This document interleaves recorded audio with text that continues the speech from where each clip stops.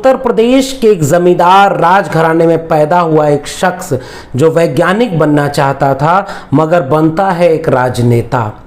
जब वह भ्रष्टाचार विरोधी आंदोलन की अगुवाई कर रहा होता है तो इस देश के चलाने वाले लोगों की आंखों का तारा होता है और लोग उसके लिए नारा लगाते हैं कि राजा नहीं फकीर है, देश की तकदीर है।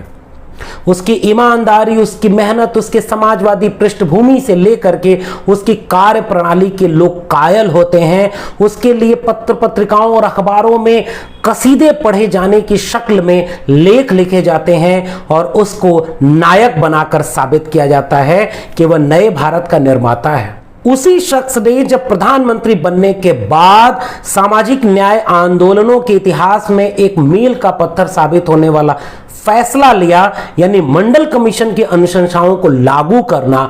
उसके बाद उसी आम आवाम ने जो कल तक उसे फकीर और देश की तकदीर बनाकर उसके कसीदे पढ़ रही थी, वही आम आवाम उसके लिए नारा बदल करके कहती है कि राजा नहीं रंक है, देश का कलंक है।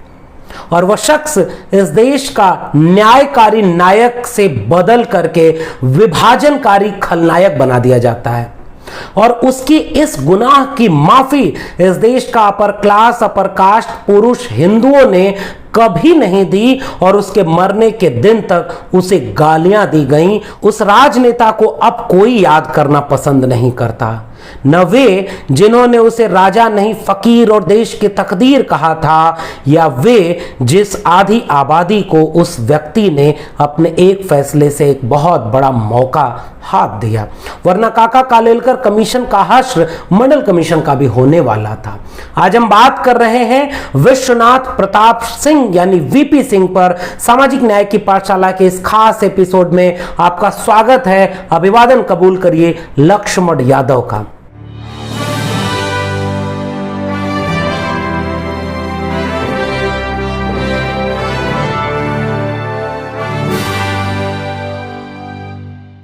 वसीम बरेलवी लिखते हैं कि अपने हर लफ्ज का खुद आईना बन जाऊंगा, उसको छोटा कह के मैं कैसे बड़ा बन जाऊंगा। तुम गिराने में लगे थे, तुमने सोचा ही नहीं, मैं गिरा तो मसला बनकर खड़ा हो जाऊंगा। वीपी सिंह यानी विश्वनाथ प्रताप सिंह, जिनको कल तक लोग मांडा का राजा से लेकर के देश की तकदीर कहते थे, उस वीपी सिंह को आज राजनीति के स्मृतियों के हाशिए पर ढकेल दिया गया है। विश्वनाथ प्रताप सिंह ने प्रधानमंत्री रहते हुए अपने 11 महीने के कार्यकाल में जो काम किया, उन कामों के चलते विश्वनाथ प्रताप सिंह को जो जगह मिलने चाहिए थी, हमारे इस देश की तंग दिल सियासी समझ ने उन्हें वह जगह नहीं दी। 25 जून 1931 को राजा बहादुर राम गोपाल सिंह के यहाँ इलाहाबाद में विश्वनाथ प्रताप का जन्म होता है। उनकी शुरुआती तालीम इलाहाबाद से व आगे की तालीम पुणे विश्वविद्यालय से होती है।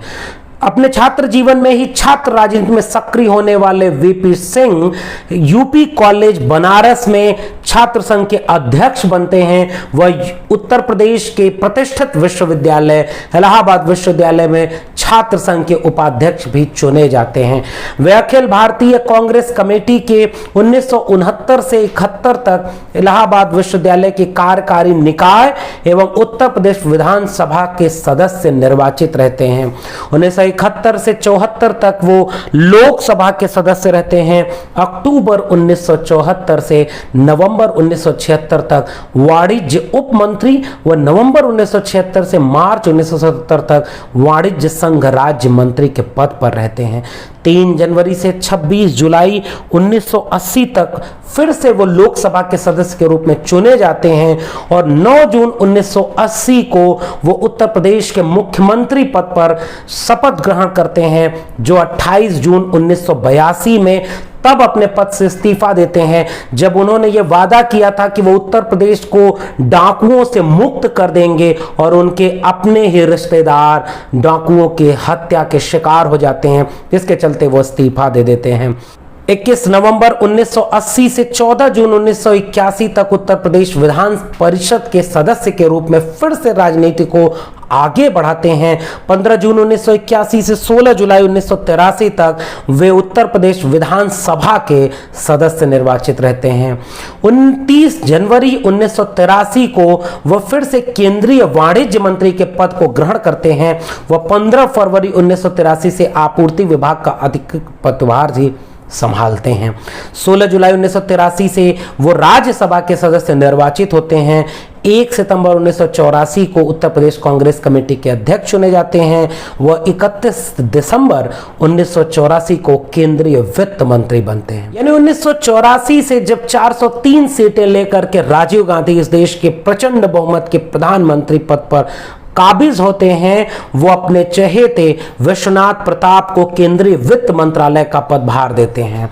विश्वनाथ प्रताप से जब राजीव गांधी अपनी इस निकटता के कारण उसको अहम पद देते हैं, तो राजीव गांधी से वीपी सिंह पूछते हैं कि अगर आपका कोई निर्देश हो तो बताइए। उन्होंने कहा कि तुम्हें कोई निर्देश मेरा नहीं है, तुम आजाद हो, जिस तरह से काम करो, बस एक काम करना कि यह जो मीडियोक्री है, दलाली है, इसको किसी भी सौदे के बीच से खत्म कर दो। तो वीपी सिंह पूछते हैं वापस कि किसी भी सौदे से? तो राजीव गांधी कहते हैं बिल्कुल किसी भी सौदे से।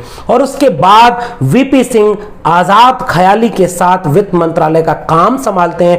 पहली बार राजीव गांधी और वीपी सिंह में मतभेद सामने आता है पनडुब्बी विवाद से, जिससे इन दोनों के बीच एक दूरी बन जाती है और कारपोरेट घरानों को बेहद सख्ती से कंट्रोल करने वाले विश्वनाथ प्रताप के लिए कहा जाता था कि दिल्ली में उनके आवास के कई किलोमीटर दूर तक कोई कारपोरेट घराने का व्यक्ति आने से हिचकता था, डरता था। और इस बात को लेकर के वो लगातार इतने सक्रिय होते हैं कि वह मतभेद राजीव गांधी के सामने उनका जाहिर होने लगता है और उन्हें वित्त मंत्रालय से हटा करके रक्षा मंत्रालय में भेज दिया जाता है। इससे वीपी सिंह नाराज होते हैं, मगर उसके साथ ही वो अपना काम वहां भी बखूबी जारी रखते हैं और मौका ढूंढ रहे होते हैं कि हम कैसे यहां भी कुछ अलग हट करके काम कर सकें।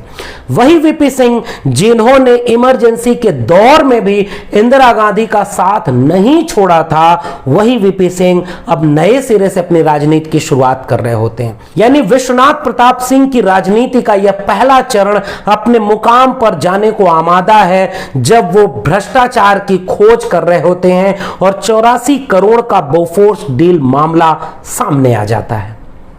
यह ऐसा मामला था जिसमें विश्वनाथ प्रताप सिंह ये आरोप लगाते हैं कि राजीव गांधी और एक फिल्म स्टार वो दोनों इस बोफोर्स घोटाले में शामिल हैं, क्योंकि उन्होंने जो बोफोर्स तोप है वो खराब क्वालिटी की सौदा कराया और उसमें मुनाफा कमाया है, जिसका आरोप 64 करोड़ रुपए मात्र का था।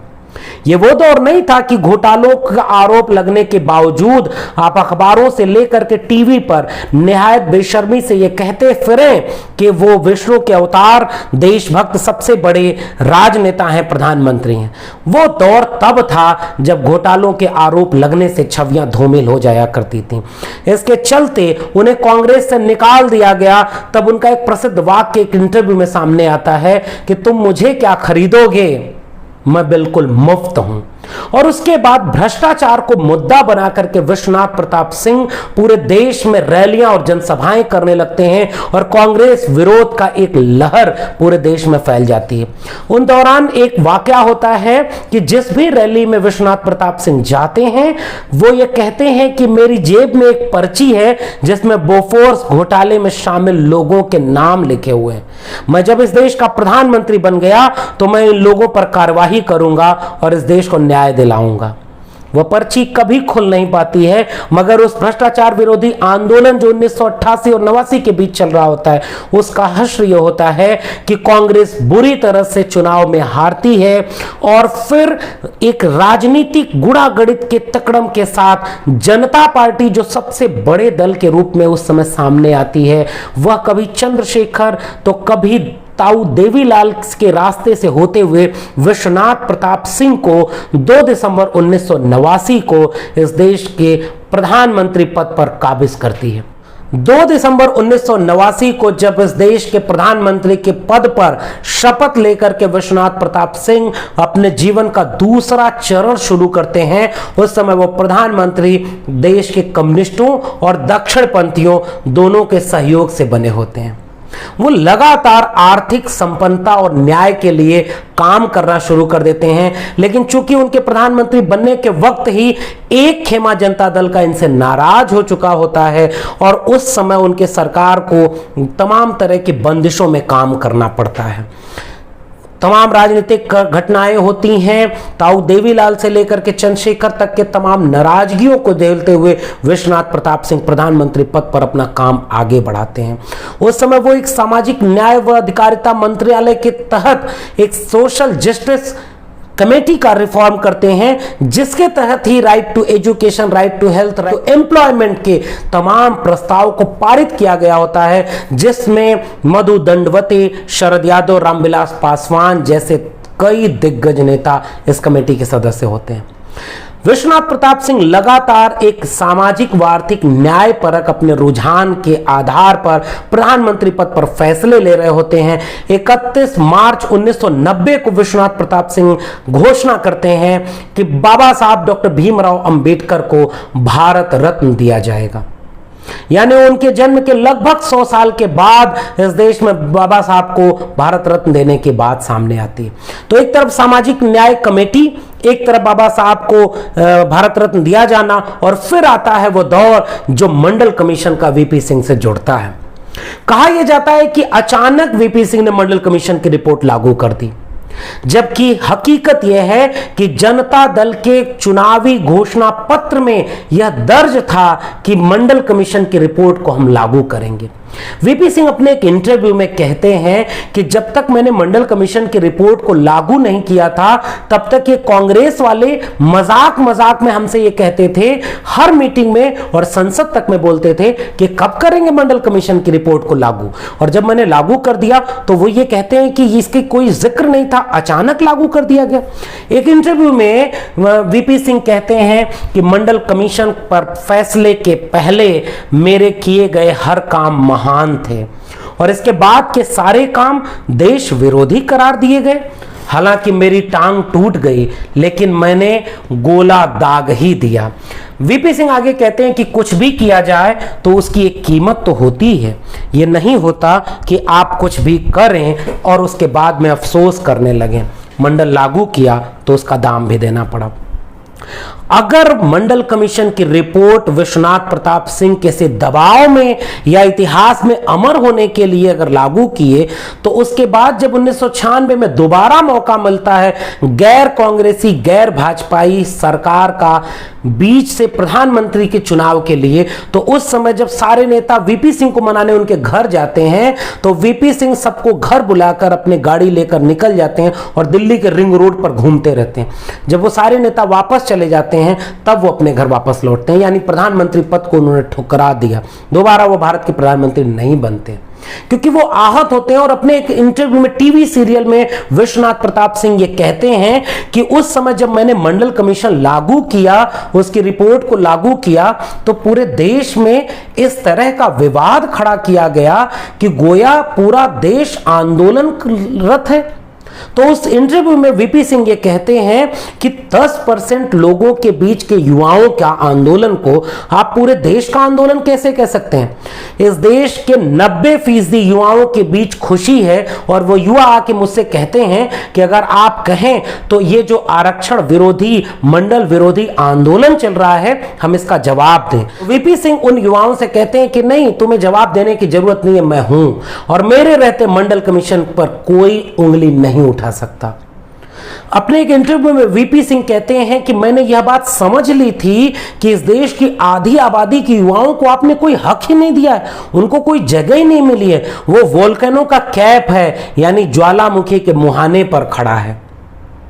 और जब मंडल कमीशन की रिपोर्ट लागू की, 7 अगस्त 1990 को प्रेस नोट जारी किया, 13 अगस्त को अधिसूचना जारी की, 15 अगस्त 1990 को लाल किले के प्राचीर पर खड़े होकर के विश्वनाथ प्रताप सिंह ने 3743 जातियों में ओबीसी मानी जाने वाली इन जातियों के उत्थान के लिए, उनके सामाजिक आर्थिक सांस्कृतिक आमूलचूल बदलाव के लिए बनी वह मंडल कमीशन की रिपोर्ट जो 1980 में राष्ट्रपति को सौंप दी गई थी, मगर 10 साल ठंडे बस्ते में डाल दी गई। और इसी तरह से काका कालेलकर कमीशन की रिपोर्ट ठंडे बस्ते में डाल दी गई थी।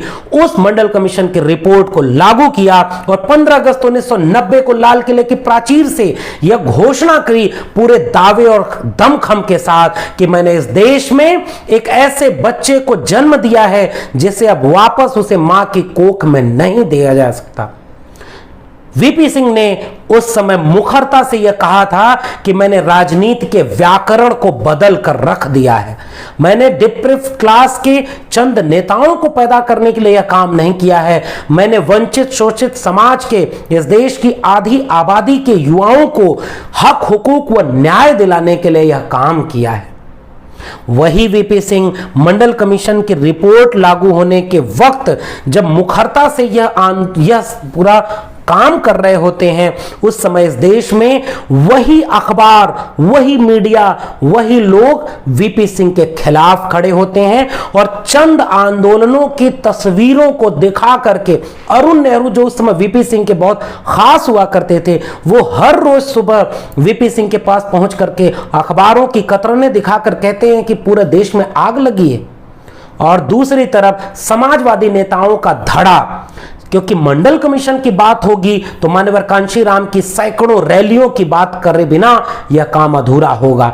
रामविलास पासवान जी, शरद यादव जी का नाम लिए बिना यह पूरी लड़ाई अधूरी होगी। और ये नेता वीपी सिंह के सामने हिम्मत बन करके खड़े होते हैं।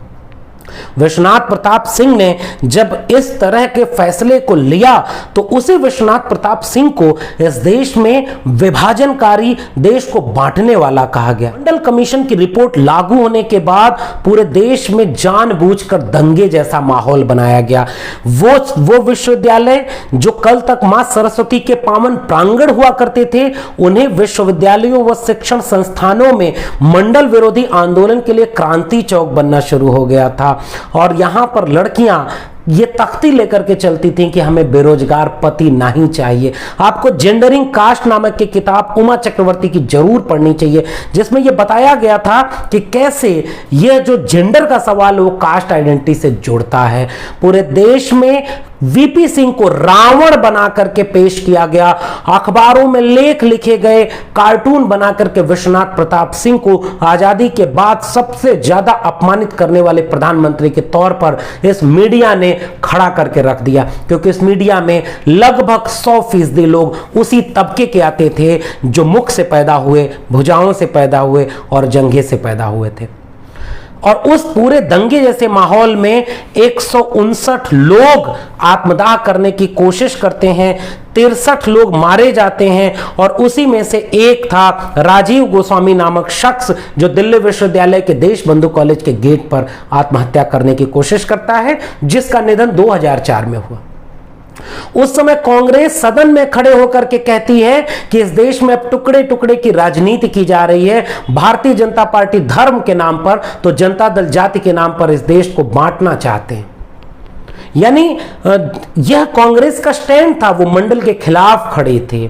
जब लाल कृष्ण आडवाणी से पूछा जाता है तो लाल कृष्ण आडवाणी कहते हैं कि भारतीय जनता पार्टी का मंडल को लेकर के वही स्टैंड है जो सीपीएम का है, यानी लेफ्ट और राइट एक होकर के मंडल के खिलाफ खड़े होते हैं। और उस समय पूरे देश में जब समाजवादी नेता खड़े होकर के मंडल आंदोलन को एक बड़े क्रांतिकारी पहल के रूप में देखते हैं और भारत की राजनीति का व्याकरण बदलता हुआ नजर आता है, तो मंडल के खिलाफ मुखर होकर के न बोल पाने वाली भारतीय जनता पार्टी ने विश्व हिंदू परिषद और राष्ट्रीय स्वयंसेवक संघ के साथ मिलकर के इस देश में कमंडल आंदोलन को शुरू किया। इस बात को आज के ओबीसी तबके को खास कर समझने की जरूरत है कि आपका मंडल कमीशन की रिपोर्ट लागू होती है 7 अगस्त 1990 को प्रेस नोट जारी हुआ, 9 अगस्त को उसका लागू किया गया, 13 अगस्त को अधिसूचना जारी हुई, 15 अगस्त 1990 को लाल किले की प्राचीर से घोषणा होती है और 25 सितंबर 1990 को सोमनाथ से अयोध्या के लिए राम रथ यात्रा शुरू की जाती है और राम लला हम आएंगे, मंदिर वहीं बनाएंगे का नारा दिया जाता है, क्योंकि वो जानते हैं कि ओबीसी तबके का विरोध हम करेंगे तो हमारी राजनीति नहीं चलेगी। तो ओबीसी तबके को हिंदू बनाने के लिए मंडल के खिलाफ कमंडल की राजनीति का उभार कर दिया जाता है और वह रथ यात्रा जो लगातार लहूलुहान कदमों से पूरे देश में दंगे कराने के लिए घूमना शुरू कर देती है। विश्वनाथ प्रताप सिंह ने सांप्रदायिकता के सामने खड़े होने की तेवर दिखाया और जब यह रथ यात्रा शुरू हुई तो उस समय उत्तर प्रदेश और बिहार में समाजवादी पृष्ठभूमि के 2 नेताओं का शासन था, जिन्हें राम रथ यात्रा के सामने लव और कुश बना करके वीपी सिंह सामने से पेश करते हैं। वीपी सिंह ने मुलायम सिंह यादव को यह निर्देश दिया था कि रथ यात्रा उत्तर प्रदेश में कहीं से नहीं फैलनी चाहिए और मुलायम सिंह यादव ने पूरी ताकत और चाक चौबंद तैयारी कर रखी थी कि वह उत्तर प्रदेश में रथ यात्रा को नहीं प्रवेश करने देंगे। उधर लालू प्रसाद यादव भी सांप्रदायिकता के खिलाफ अपने तेवर को बना रहे थे। लालू जी उसी समय एक इंटरव्यू में बताते हैं कि जब ये मुख्यमंत्री थे तो मंडल के विरोध में कमंडल रथ को रोकने के लिए अक्टूबर 1990 में अडवाणी से दिल्ली में जाकर के मिलते हैं, रथ यात्रा को रोकने की अपील करते हैं और वो कहते हैं लालू प्रसाद यादव कि आप दंगा फैलाने वाली यात्रा रोक दीजिए। 23 अक्टूबर 1990 को समस्तीपुर में रथ यात्रा रोक करके लालू प्रसाद यादव ने लाल कृष्ण आडवाणी को जेल भेजने का काम किया। उसी महीने फिर से 30 अक्टूबर 1990 का दिन, जिस दिन कार सेवा के लिए विश्व हिंदू परिषद, राष्ट्रीय स्वयंसेवक संघ और भारतीय जनता पार्टी ने सुनिश्चित किया था, उस दिन अयोध्या में विवादित परिसर के आसपास भारी भीड़ जमा होने लगी। मुलायम सिंह यादव उस समय उत्तर प्रदेश के मुख्यमंत्री थे, उन्होंने सख्ती बरती और विवादित स्थल के लिए साफ तौर पर घोषणा कर रखी थी कि 30 अक्टूबर 1990 को एक परिंदे को पर भी मारने नहीं दूंगा और उसी मुलायम सिंह यादव ने कार सेवकों पर गोली चलाने का एक जोखिम भरा फैसला उठाया। यानी समाजवादी पृष्ठभूमि का वह तेवर जनता दल की सियासत से होता हुआ बिहार में रथ यात्रा रोक करके और उत्तर प्रदेश में आतताई कार सेवकों पर गोली चला करके संविधान को बचाने और संविधान में हर एक तबके के भरोसे को कायम रखने का जो काम किया, उसके पीछे मौन सहमति विश्वनाथ प्रताप सिंह की मानी जाती है, क्योंकि उस समय विश्वनाथ प्रताप सिंह की केंद्र सरकार भारतीय जनता पार्टी के सहयोग से चल रही होती है और जैसे ही बिहार और उत्तर प्रदेश में ये घटनाएं होती हैं, भारतीय जनता पार्टी वीपी सिंह से समर्थन वापस ले लेती है और सरकार गिर जाती है। यानी विश्वनाथ प्रताप सिंह को यह बखूबी पता था कि मंडल कमीशन की अनुशंसाओं को लागू करना हो या उत्तर प्रदेश और बिहार में सांप्रदायिक आग को फैलने से रोकने के लिए अपने लव और कुश को अपरोक्ष रूप से समर्थन देना हो, इसका खामियाजा प्रधानमंत्री की कुर्सी गंवाने के चलते निभाना पड़ सकता है, मगर वीपी सिंह ने यह चुना। प्रधानमंत्री रहते हुए वीपी सिंह ने कश्मीर के नेता मुफ्ती मोहम्मद सईद को गृह मंत्री बनाया था, जो पहला और आखिरी गृह मंत्री था जो कोई मुस्लिम इस देश में बना है। रिलायंस कंपनी के साथ सीधे टकराव में आकर के धीरू भाई अंबानी को लार्सन एंड टुब्रो पर नियंत्रण जमाने से रोक दिया और पूंजीपतियों पर नकेल कस के इस देश में आम आवाम, गरीब, कमजोर, मजलूम के पक्ष में खड़े होकर के 11 महीने की अपनी सरकार चलाई।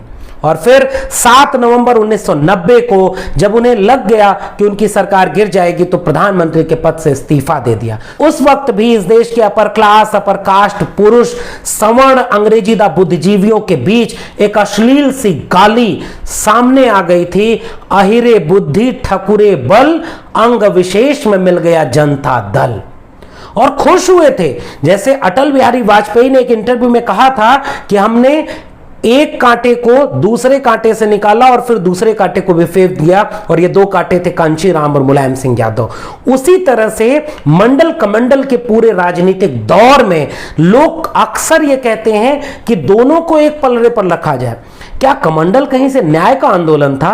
कमंडल किसी की आर्थिक, सामाजिक और सांस्कृतिक उन्नति व समानता पर आधारित आंदोलन था? अगर आप क्रिस्टोफ जेफरले को पढ़ें तो क्रिस्टोफ जेफरले मंडल कमीशन के आंदोलन को कहते हैं इंडिया साइलेंट रिवॉल्यूशन। वह एक मौन क्रांति थी जिसने इस देश के आधी से ज्यादा ओबीसी आबादी को सामाजिक, सांस्कृतिक और आर्थिक समानता व न्याय दिलाने का काम किया था। और उस सामाजिक, सांस्कृतिक व आर्थिक समानता व न्याय के लिए जो मंडल कमीशन का मंडल आंदोलन था, उसके खिलाफ कौन खड़ा था? कांग्रेस, भारतीय जनता पार्टी और लेफ्ट की उस जमाने की तमाम पार्टियां। और जब कमंडल आंदोलन मंडल के खिलाफ शुरू हुआ तो विश्वविद्यालय परिसरों में नारे लगाए गए थे, नो मंडल नो कमंडल। इस इतिहास को अगर आप नहीं जानेंगे तो आप न वीपी सिंह को वह इज्जत दे पाएंगे जिसके वो हकदार थे, और न आप अपने हक हुकूक को। अपने जीवन के उत्तरार्ध चरण में आकर के वीपी सिंह कविताएं लिखने लगे थे, पेंटिंग में हाथ आजमा रहे थे, तमाम सामाजिक व सांस्कृतिक मुद्दों पर, समसामयिक मुद्दों पर आम आवाम के बीच में काम करते थे। दिल्ली में उस जमाने में कुछ झुग्गियों के उखाड़ने और उजाड़ने की कोशिश की जा रही थी, वो झुग्गियों के समर्थन में आंदोलन करते हैं।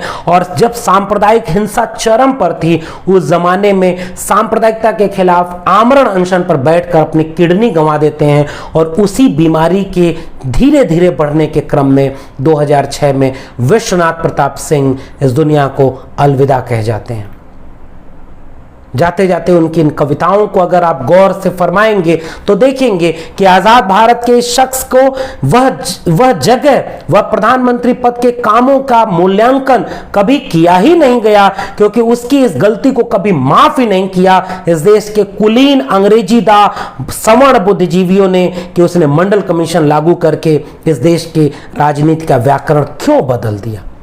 आज भी सांप्रदायिकता की आग के सामने अगर कोई खड़ा हो सकता है तो मंडल कमीशन, सामाजिक न्याय का आंदोलन या बहुजन इकाई खड़ी हो सकती है। मगर वीपी सिंह को वह जगह भारतीय राजनीति में आज तक नहीं मिली जो उनको मिलनी चाहिए थी। उनकी कविताओं के जरिए आप उस शख्स को पहचानें, देखें कि वह क्या कह के आपके बीच से अलविदा कहा। काश उसका दिल एक थर्मस होता, एक बार चाह भरी गरम की गरम बनी रहती, पर कमबख्त यह केतली निकली। उसने उसकी गली नहीं छोड़ी, अब भी वहीं चिपका है फटे इश्तेहार की तरह। अच्छा हुआ मैं पहले निकल आया, नहीं तो मेरा भी वही हाल होता। मुफलिस से अब चोर बन रहा हूं, मुफलिस से अब चोर बन रहा हूं, पर इस भरे बाजार से क्या चुराऊं। यहां वही चीजें सजी हैं जिन्हें लुटाकर मैं मुफलिस बन चुका हूं।